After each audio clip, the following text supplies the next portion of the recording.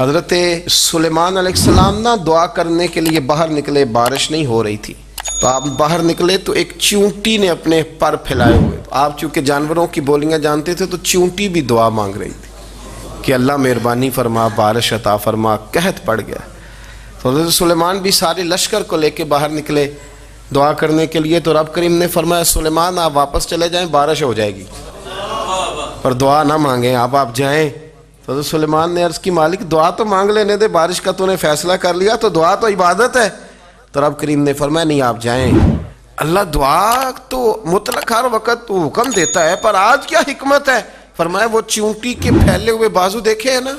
تو اگر آپ نے بھی دعا مانگ لی تو چیونٹی کے دل میں خیال آئے گا یہ میری دعا سے نہیں برسی،